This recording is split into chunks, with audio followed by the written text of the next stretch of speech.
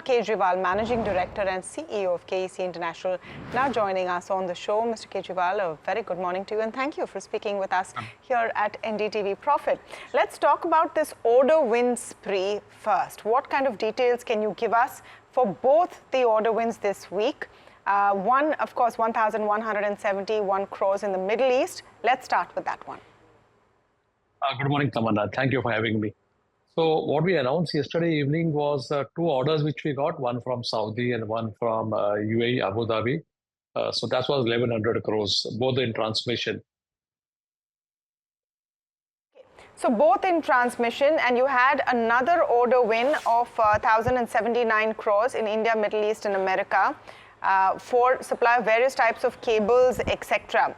Now, tell us, what is the order pipeline outlook looking like for the year? So, Tamanna, even the earlier one which we announced, almost 90% was in transmission and largely Middle East and a little bit in India. Now, as far as the order pipeline is concerned, so this year we already got orders of close to 10,000 crores, 9,900 and odd, and we are L1 in another 7,500. Our stated announcement is that we should be doing around 25,000 crores of order intake for the year. And as of today, our tender pipeline, which is tenders which we have quoted right now, which are not yet opened, or tenders which we are going to quote in next, let's say, 2 or 3 months, is roughly around 1,50,000 crores. A very large tender pipeline on top of the current order intake and L1s. Are you looking set to beat that 25,000 crore rupee order inflow target? I'll keep my fingers crossed. But what is happening now is that let's say we have around 15,000, if you add not even 15, actually it's 17,000 in our bag sort of, we are trying to improve the quality of the orders. So, being very selective, more cash flow accretive, more margin accretive.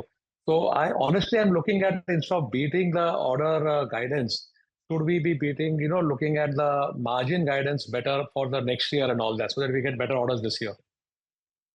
Well, hi, it's also Samina joining in, and of course, thank you very much for taking the time out. I see you've got a little bit of injury on your hand, is it? Hope you feel better soon.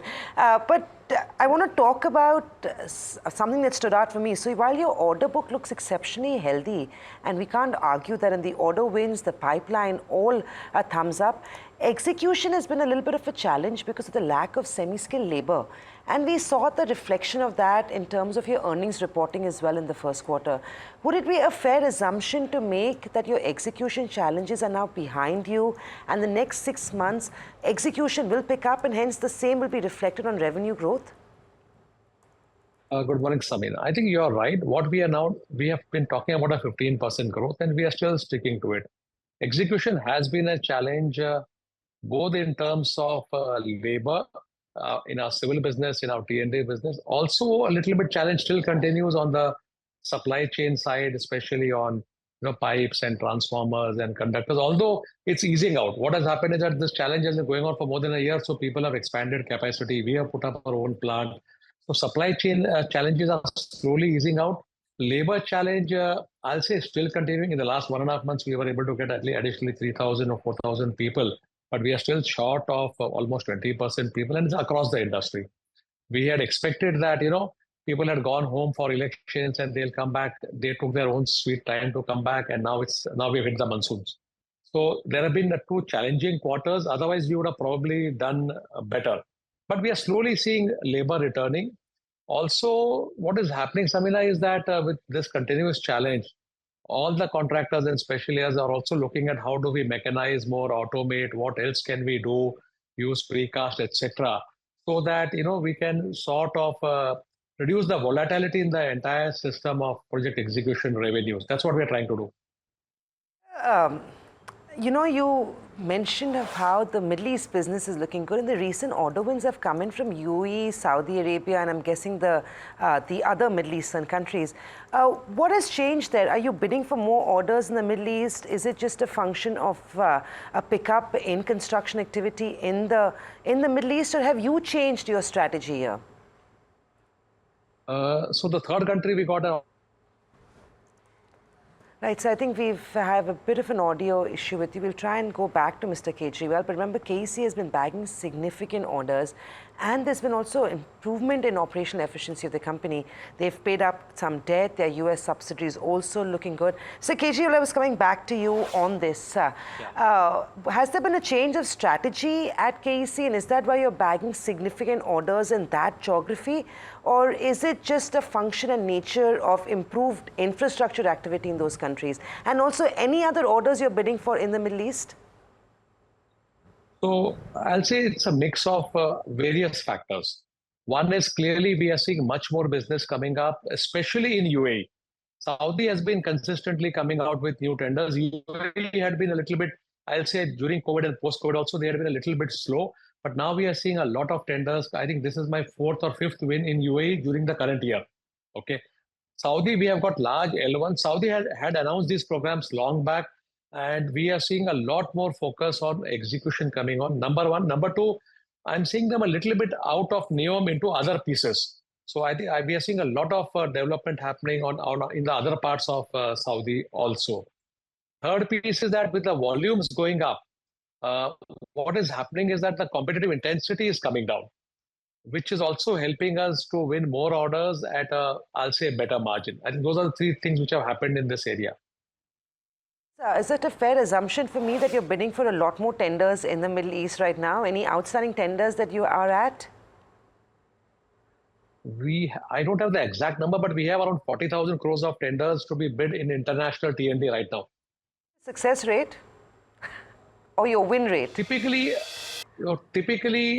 it used to be between 10 to 15%. I think right now it's improved to almost 20%, because we have also become a little bit more selective. We are not bidding to, let's say, all in country tenders with the order intake already improving. So I think it's now gone up to probably around 20%. Odd crores is what you're looking to get from your global piece. Let's talk about margins, and you alluded to this, saying that your margins have improved in the business.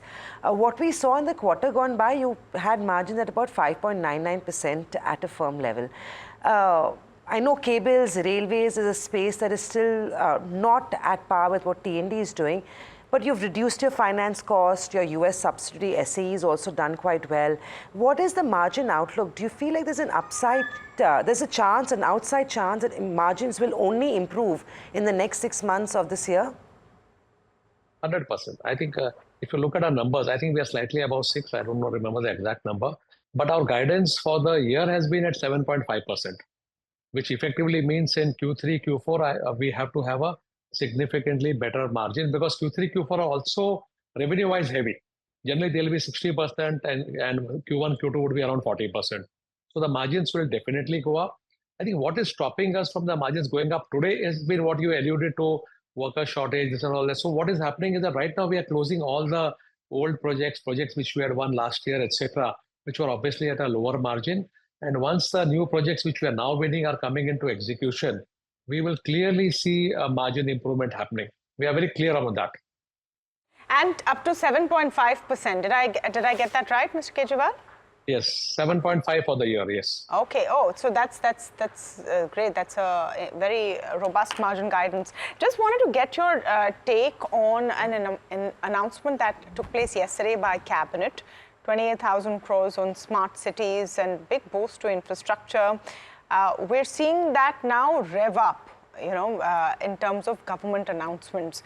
I'm wondering what that means for KEC International. So we were actually present, I'll say, decent size in smart cities. But then over the last 2-3 years, we saw that government suddenly had gone off very cool on smart cities. So we have actually sort of toned down that business. We'll have to wait and watch as to when this announcement gets converted into actual business. Also, what happens is that this involves dealing with the local administration, the state. There are too many players in the smart city game. So unless and until the whole piece gets smoothened out, I don't see a great opportunity today. Okay, maybe after 6 months, this opportunity can become big. If you can give us a little detail of what that opportunity looks like, and I completely understand the point about if you're dealing with too many administrations, it becomes difficult to implement. But if you can break it down, what would that opportunity look like? So some time back when we were doing reasonably okay, we have done around, I think, 7 or 8 projects in smart cities. That time we had thought we'll do around 1,000 or 2,000 crores of revenue every year in smart city. Right now we have toned it down. Okay, And we'll wait for the opportunity to actually unfold and see what sort of tenders come out, what sizes, is it on a complete system integration or they break it into pieces and all that. We'll have to just wait and watch how does this translate into actual, ordering or tendering. Sir, I know for a fact that the cables, railways and the civil engineering segment has been lagging behind for KEC International. Are you seeing an improvement here? Are you seeing more inquiries, more tenders, more business coming your way on this vertical? So cables has been lagging behind because of the volatility in metals. Aluminum and copper, which is the main raw material, have been going up and down. So customers have been waiting. So that's been the issue. But I think cables I'm not too much worried about. Our new plant on aluminum conductor will also get commissioned in Q3. So cables will pick up. Civil, we are growing very well. I think this quarter or last quarter also we grew by 30-35%. This year as a year, we should grow by 35-40. We'll cross 6,000 crores of revenue. So growth is not a challenge. I think challenge has been that we had some projects which are on the metro side, which are getting into a bit of a problem. And also there were some cash flow issues earlier on water projects.